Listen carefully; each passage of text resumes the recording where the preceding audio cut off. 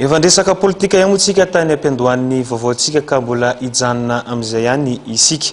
Raha ny zava-misy ny tsy firindranana ny asan'ny gouvernemanta, misy ny ministra minitsy manaraka ny baikon'ny filoham-pirenena.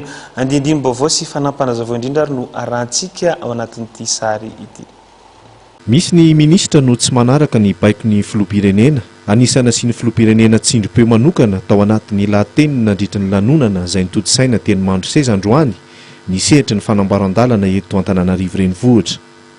Efa mbolana maro no nisy araka ny fanazavan'ny netin'ny filoham-pirenena ny fanamboarany lalana andohana Mandroseza, saingy tsy notanterahany ministry ny hazavafenty izany.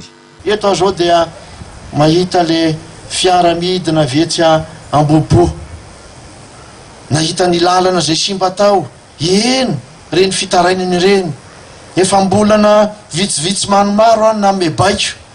Ay mbola tsy vita moa le izy dia zany mitrotra le olona rehefa tokony atao le izy. Tonga dia na mebaiko hoe ataovy le izy. Vita ihany ange le izy rehefa atao hoe. Inona ny tiako tenenina amin'izany? Tiako tenenina amin'izany dia zao, tsy ny filoham-pirenena irery no manao ny zavatra rehetra. Fa isika rehetra dia tompon'andraikitra amin'ny asa fampandrosoana daholo. Fanontaniana napetraky ny mpanao gazety tamin'ny filoham-pirenena no hoe Rovina no anolo ny mpiambina amin'ny gouvernemanta tsy matateraka ny andraikitra napetraka taminy izy. Vaiko ange tsy avy amin'ny filoham-pirenena ihany ny tokony heviana e. Nareo reo nge mibaiko e. Amin'ny lahatsoratra ataonareo ange misy baiko alefanareo e. Ny tena marina angamba ny misy afatra izay alefanareo.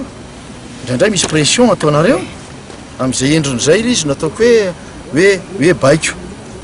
Any zany no anetanana ny rehetra hoe misy niveau samy hafa le izy.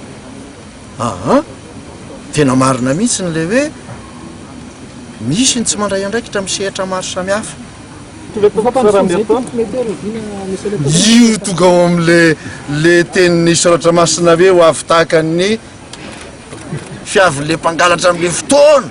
Izay mampety azy no mampety an'izy io.